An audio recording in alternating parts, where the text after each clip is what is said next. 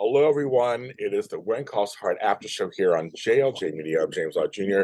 I am dressed this way because it is super humid here in Southern California, where I live. In Inglewood, it's like overcast and in like the 80s. My house is just, I'm melting essentially. So I don't want to melt on you guys. So the arms are out. That's what we're wearing today. The hair is in a cap. Hi, Hardee's. How are you today? Reason why I'm doing this is pre-recorded because your buddy James Lott Jr. is finally taking a much-needed vacation. James is leaving. It's like a third person. Myself, I'm leaving Wednesday morning, and I'm going away for 2 weeks. So it means next week's I'll be watching it. I can watch it where I'm at. It might not be come out Monday. It may come out Tuesday or Wednesday. But a new episode will come out at some point, and the following week, same thing. But I am taking a much-needed deserved vacation. Many of you know that I've gone through it this year. Last 9 months have been brutal, family-wise and stuff, and we're going through 2 strikes here, and there's a lot of stuff going on in my life. And James is the caregiver of everything, so I need to go away. Even my family's like, James, go away. So I had some wonderful people do a few things for me to facilitate that happening where I'm going. And also I had a telethon yesterday. I was on for 9 hours and 18 minutes on YouTube live. My friends came on, family people came on. We had a good time and raised some money for me so I can actually have a vacation because I have my bills paid but I had some unexpected things happen when you're a homeowner. That happens, and I still want to go on this trip. So thank you to everyone who contributed and it just was wonderful. You guys are wonderful, and I love you. Also, today is September 11th, which we'll never forget that day. Of course, I'm sure you know where you were when you found out what was going on. If you're old enough, I lost 13 people. I lost 14 people total, but I lost 13 people that day. That were my colleagues. I used to work for Morgan Stanley Dean Witter, and we lost an office. And thank God, a majority of our staff got out that was there, but 13 people did not. And so I dedicate this show to them and to all of us everybody was affected by this, but to all of us who were personally directly affected by losing someone in one of the attacks, whether it's Pentagon, the plane that went down, or the Twin Towers. I can use for 22 years, and yeah, it's almost like every time this comes around, it feels like yesterday. That's too much. So that's for everybody there too. God bless everybody for that. And now on to the show. And just shout out to all the administrators for this particular chat that allow me to post this in here, and to everyone who listens and makes this show a top 10 show on my network. I have 50 shows. It's one of my top 10 shows of all time. Shout out to Mr. Serafini. Shout out to everybody who's part of this. So I've been looking at online reaction to this season so far, and and the circles that I'm in, it's just very small dissension, but mostly people just talking or whatever. And I was watching this episode with those people's stuff in my ear because I hadn't really looked at people's reactions. I've been giving you my reactions, and now we're on episode 7, so we're kind of going from moving right along. I was like, okay, I see some of their criticisms. I see every show has criticisms. No show is perfect, and I have a few of my own, which I'll bring up in here when I see it. But overall, I'm enjoying the tone of the show. I think the last few seasons were so much turmoil off camera, and the show seemed to veer a little off to a different direction. We have Brian Bird. We have Brian Bird on every season, so hopefully it's going to continue. At the end of this season, he always explains. We talk through the whole season, so I think we'll have him explain more. But I just feel the last couple of seasons caused a lot of dissension. This season, to me, it just feels nice and calm. I look at it as a show, I said this before, a show that's about the town that's changing. I think for a lot of us longtime viewers, we have to let go of it's about Elizabeth and the Mountie. That story is done. It's done. It's gone. I know, of course, I read the books and all that stuff too, but it's gone. It's morphed into a very much an ensemble show and showing the growth of this town And in my opinion, it's like it's the verses, the growth of the town while keeping the integrity of the town. It's like that's what this was all about, and all the lessons in between. And I think there's been some beautiful work done this year, especially. I already told you my favorite episodes, probably in a long time, but of this season, Rosemary, and Lee's giving birth to her baby, and just the reactions and her reaction with her mom. And I think it's a beautiful. We finally get some more depth from one of the leads of the show. And this episode was nice and light for them. They had a couple of heavy episodes, like good, it's nice and light for them. There's, they'll talk about babysitters, but for Lee, and again, we're going from the beginning of the season of when he came on, the beginning of the show, all that stuff, to now how he needs help because it's busy. He's busy. He's financing the town. He's busy. He's needs help. And he's living again. Now he's a baby, which changes everything. And I understand. I completely understand that one. He's a girl dad. He's like he's ready for Goldie.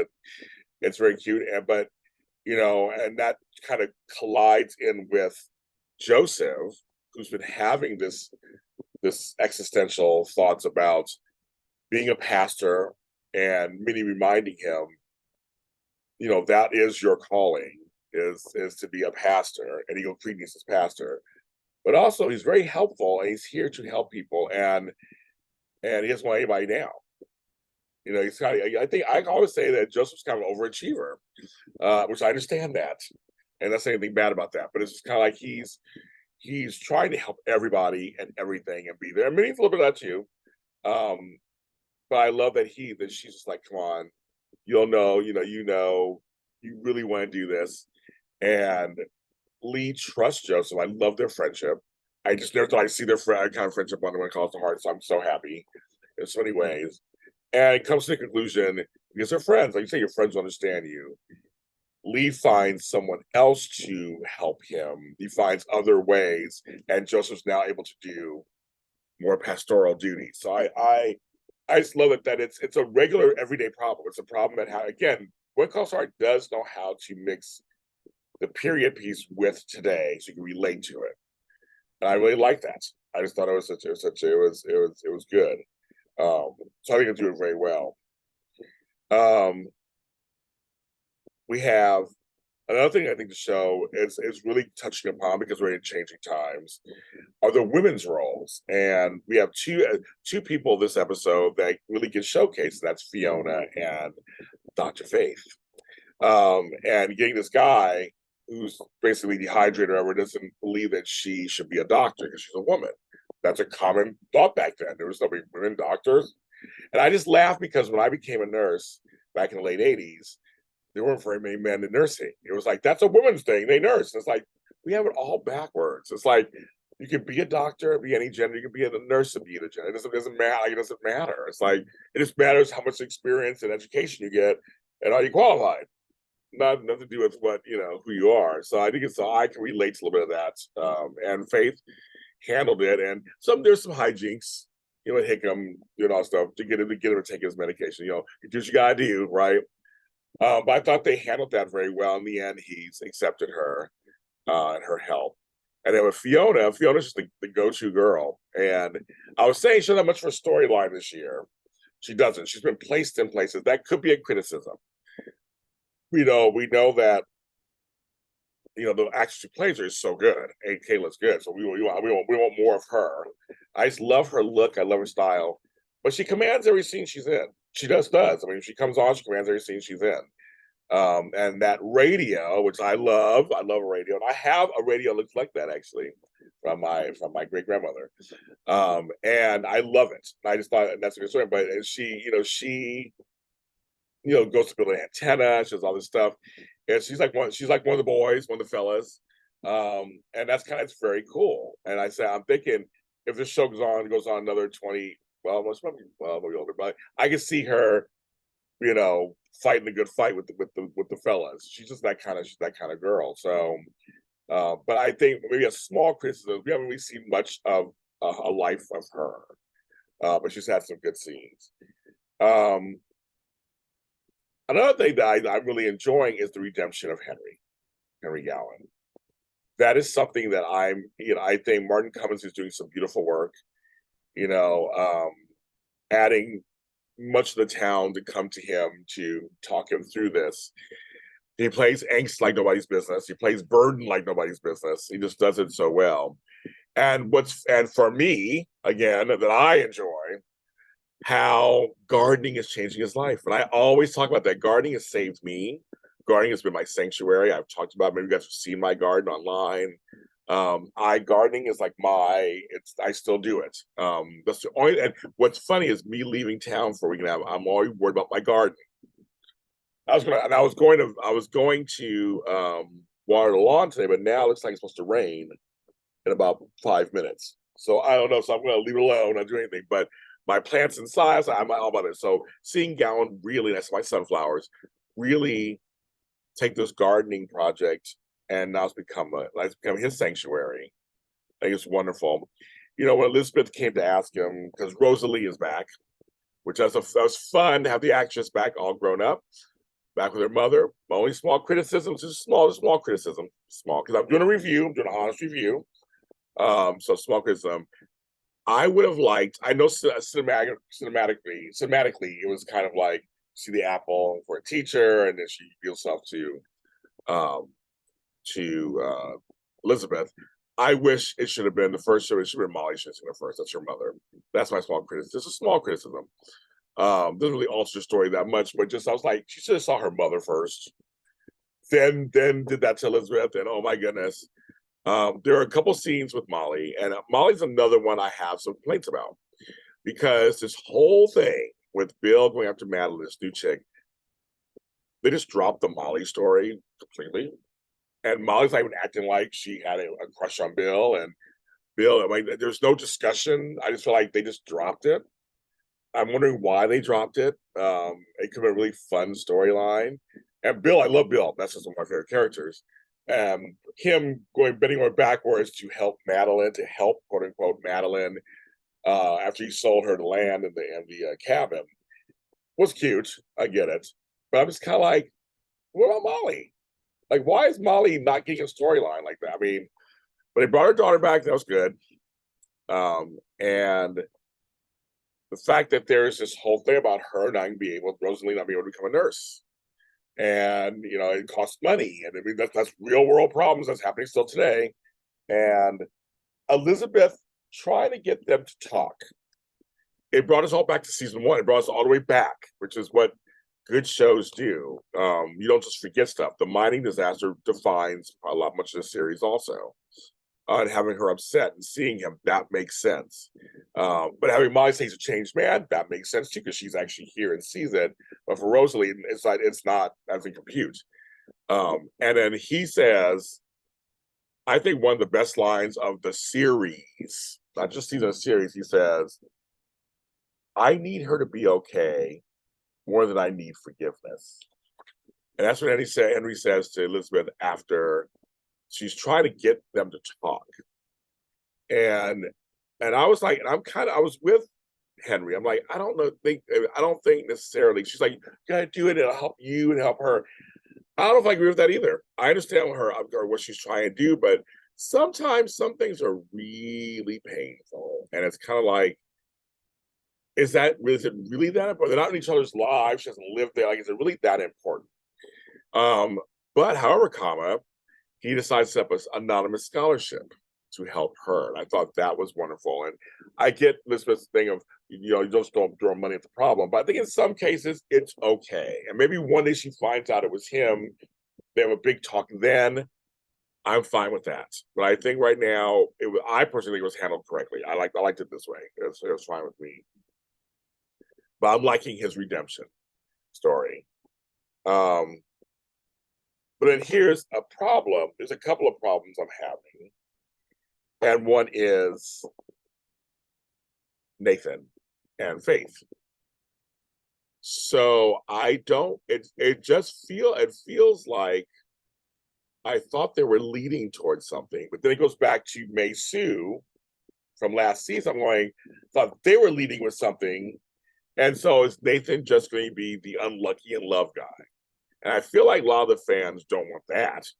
And I'm just curious where they go. I'm with open arms. I'm watching to see where they go with this because so far I'm not too pleased either. Because I feel like there's I actually saw more chemistry with Macy. That's just me. And they're not really giving anything. And then there was then there was a little exchange. Did you guys notice this? There was a little brief, minute exchange that made me go, Elizabeth and Nathan, it could have went that direction also. But the banana bread pan and how he says if you would have made it or whatever, I would take it off your hands or whatever. And she keeps the pan, and they look at each other. I'm like, there's just something there. I was like, now if this were a soap opera, what would happen. There was somehow she would realize he's realizing Macy and Faith aren't it. It's still Elizabeth. And maybe she starts to realize her lookers are a little too different. And so she's like, starts kind of easing towards that. That's just soap opera. This is not a soap opera. We can tell the fans that not one soap opera. They did not want triangle. They did not want any of that. So I'm just being funny. Don't kill me. I'm just kind of saying because I do soap operas for a living and I write audio dramas. I'm saying that's where it would go. But I don't know. I saw a little something. I'm sure I'm going to hate mail. It's fine. I can handle it. But I thought I saw something. But I know Lucas and Elizabeth are getting me. But I think also some of the criticism I saw out there, and I see it, and they're kind of right. There hasn't been much. There's been one date with Lucas and Elizabeth. That's it this season. But they're always meeting up and talking and kissing on cheek and stuff, I guess. And that's the other thing. I had heard from previous season they thought that Elizabeth was getting loose or whatever, so to speak. So I feel like they're probably tightening it up so it's more family friendly, I guess. I don't know, but I don't know. That's you guys can tell me how you feel about that. That's this way out there. Now here's something also made me feel a little weird. And I was like, okay,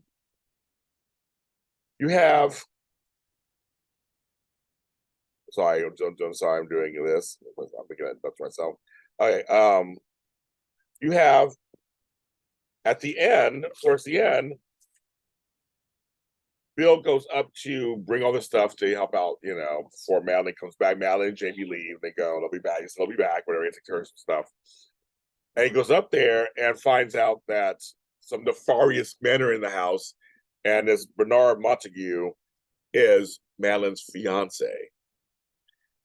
That's very soap opera at the end. That was very soap opera. But it was like, okay, he's a fiance, and then it goes, and then now the next episode's all about that, apparently. But I'm like, well, wait a minute. May Sue didn't say why she was married. There was a whole thing about that. But of course she was running from him and other. But still, like another woman comes to town with a man and with this mysterious. And that's a little much for me. But it's very soap opera. It's a little much for me. But I guess the next episode's all about that, apparently, from the thing. So I guess we'll see who these men are, what they're doing. Remember, she was on the phone because, like, very mysterious. And I'm sure she did not. Well, I don't know. Was it all planned? Did she think? Did she try to draw in Bill? I don't know. But I just thought that's very soap opera. I don't know. We already had something like that before, I guess. So I don't know. But anywho. That's my reaction to the episode and what comes to heart. And like I said, I'm liking the season. I think it's I said again, I think it's an ensemble show that's showing us the growth of this city. I love seeing the background actors. It's very diverse on there now. I'm gonna wait and see what's going on. I mean, we have what, 5 episodes left, just like that, or 4 episodes, however it runs. I'm curious to see what happens. Or 5, I think it's 5. I'm curious to see what happens, what direction they're going with all this. Who else is getting story? Because there's still more characters on the show. Who else is getting story? And how this expansion of this town, something has to happen, right? I think there's something, they're leading to something. So, but I like the show. I'm a Hardy for life. I'm not giving it up. So I guess that's my end on that note. Everyone, I will see you guys when I get back from my trip. Looking forward to it very much. And everyone, please take care of yourselves. Remember, we are part of the same Hardy's community. I'll see you next time.